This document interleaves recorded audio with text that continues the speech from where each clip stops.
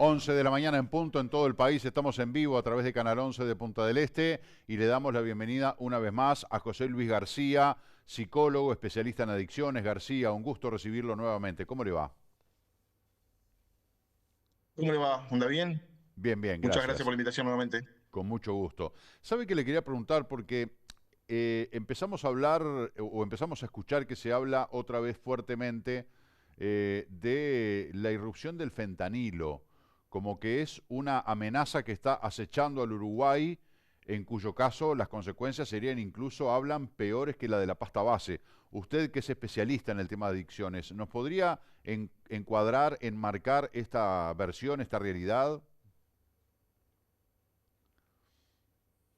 Bueno, es algo que se viene hablando hace mucho tiempo ya y realmente todavía no ha entrado en el Uruguay de la forma en la cual se viene diciendo. Esa es una realidad. O sea, el problema más grande que seguimos teniendo en el Uruguay es la pasta base. O sea, esto todavía no ha, digamos, no ha influido como se viene pasando. Pero sí, obviamente, que si entrara como se viene prediciendo, sí, obviamente que podría ser nefasto, ¿no? Ahora, ¿cuáles son las consecuencias? ¿Qué efectos produce? ¿Qué grado de adicción genera? ¿Por qué se habla con tanto temor y tanta preocupación de esa droga? Y bueno, es una droga que volvemos de vuelta al tema del precio, ¿no? O sea, es una droga también de acceso fácil y las consecuencias en cuanto al tema de la adicción es inmediata. Entonces, evidentemente que eso es lo que preocupa.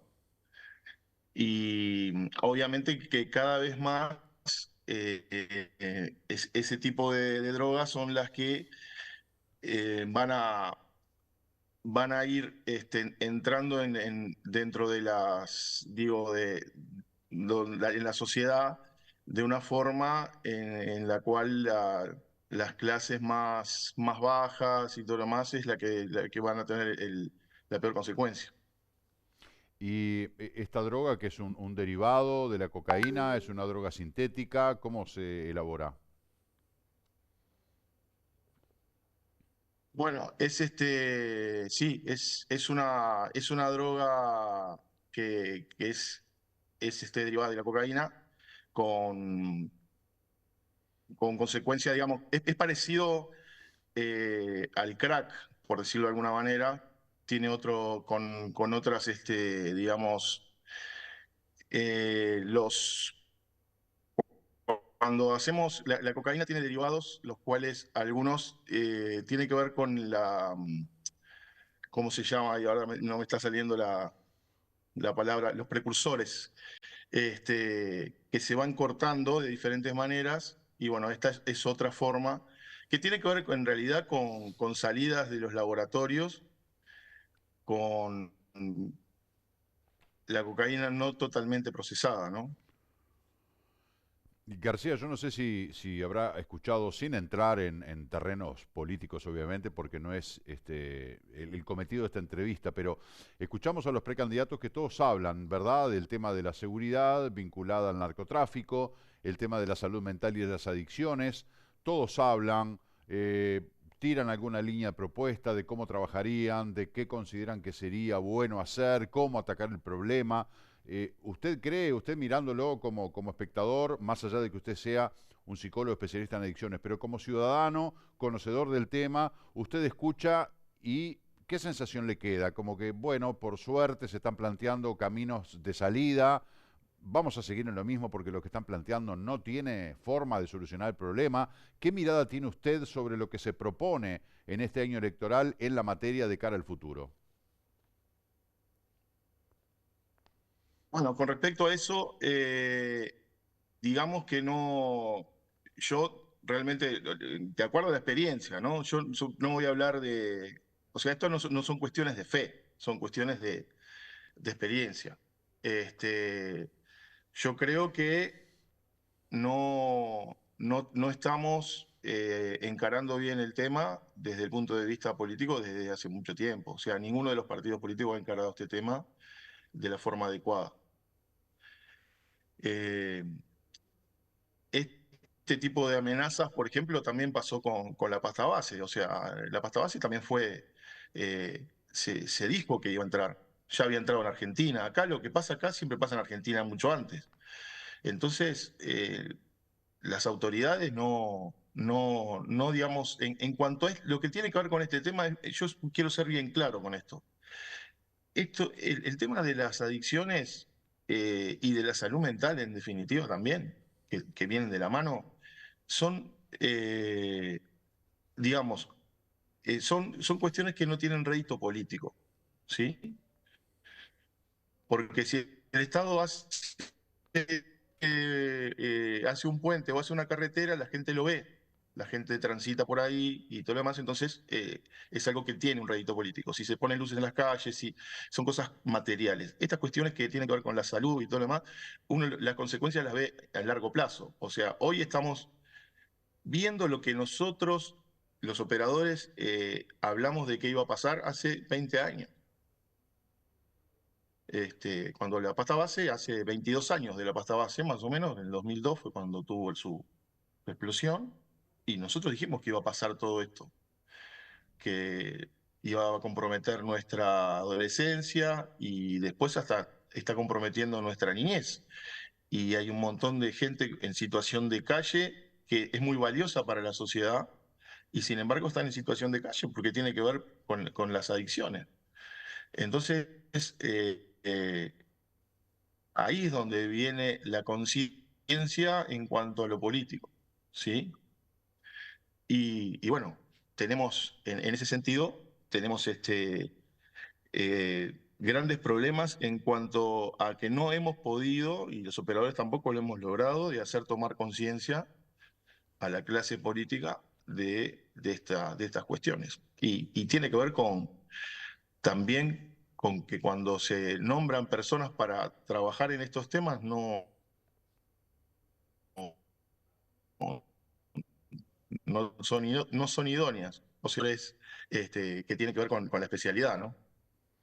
Bueno, ahí caemos otra vez en esas viejas prácticas de designar personas con mirada política y no técnica, ¿no? De repente devolver favores de militancia o devolver favores de trabajos políticos con cargos, poniendo a un ciudadano de a pie al frente de una institución o un organismo que requieren de un perfil técnico muy profundo y muy definido. Pero bueno, no lo tengo, pero vení, Carlitos, gracias por los favores recibidos. Te designo al frente de tal organismo, tal oficina, tal dependencia, y mientras sigamos teniendo esas prácticas, le vamos a agarrar el bizcochazo, como se dice vulgarmente, ¿no? Ahora, pasa necesariamente por un tema de una definición de una persona idónea, pasa porque no se le asignan recursos a las leyes que después no se pueden poner en práctica porque no tienen los recursos, pasa por otras razones, por otros motivos. ¿Por qué cree usted que el sistema político uruguayo, desde el año 2002, cuando llegó la pasta base y ya se vaticinaba que iba a destruir a la sociedad, 20 años después lo estamos viendo, ¿por qué cree usted que todavía el sistema político no ha encontrado la solución al problema? Bueno, en un momento yo pensé que podía ser una cuestión ideológica, ya que digamos, hay herramientas y hay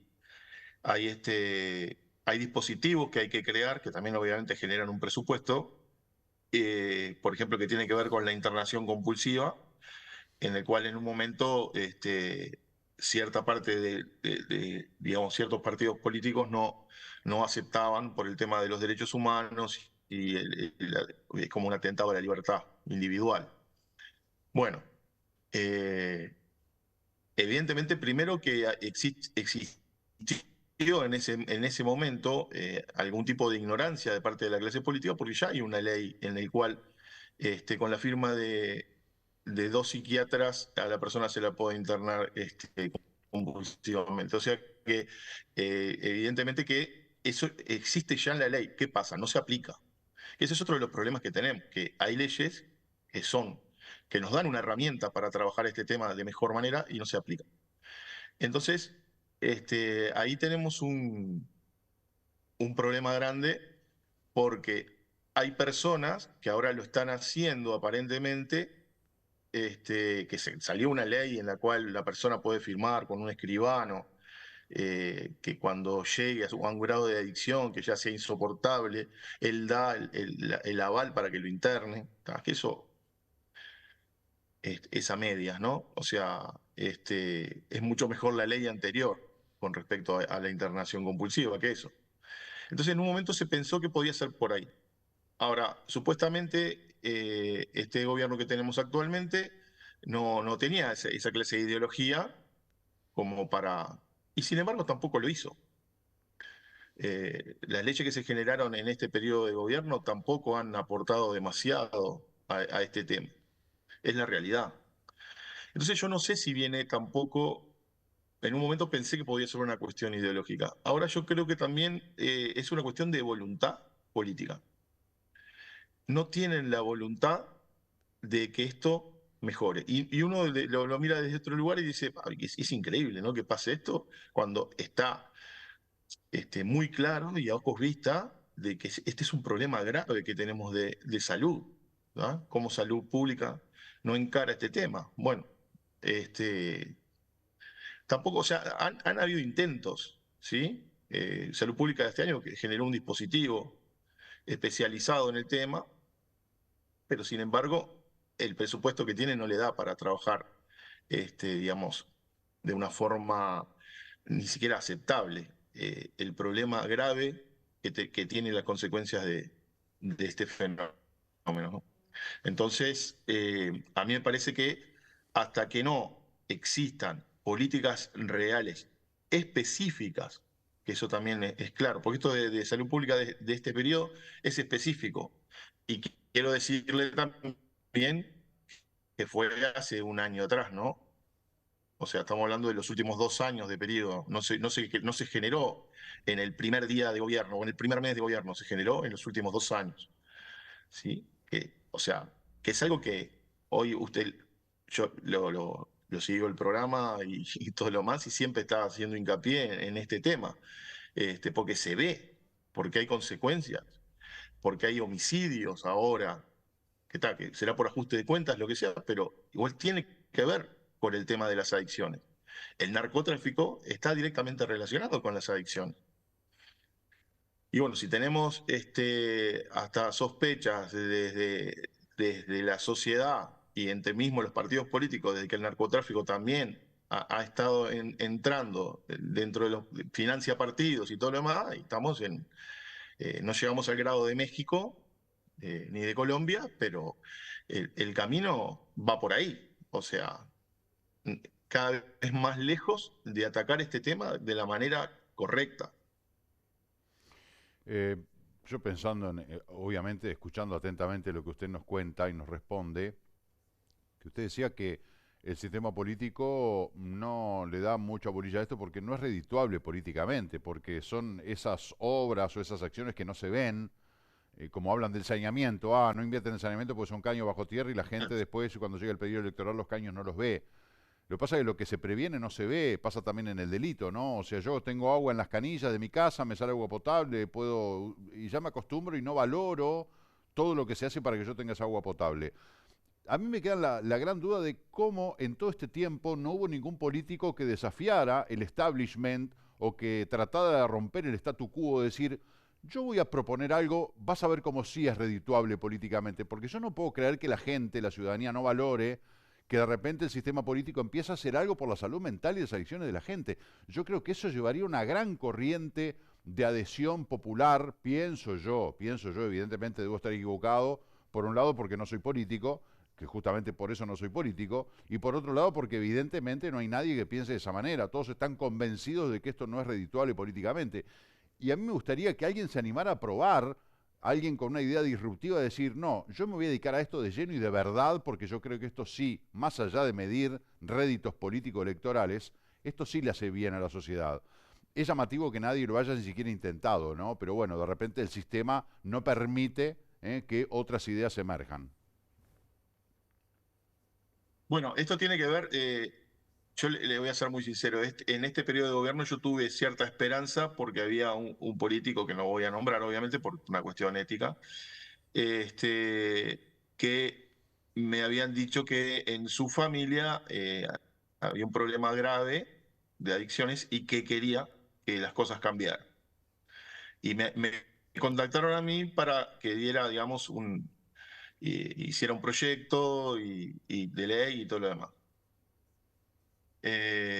Bueno, lo único que le voy a decir, así voy a ser bien breve, yo armé un proyecto con una colega eh, y ese proyecto fue tomado por un diputado sin que nosotros se lo diéramos, lo tomó un diputado, le cambió algunas cosas, lo presentó, lo cambió para mal, digamos, porque obviamente la persona no es idónea y para que no pasara como algo que digamos, que, este, que lo hubiera, digamos, robado del proyecto, le puso su impronta, digamos, y lo presentó y obviamente se encajonó.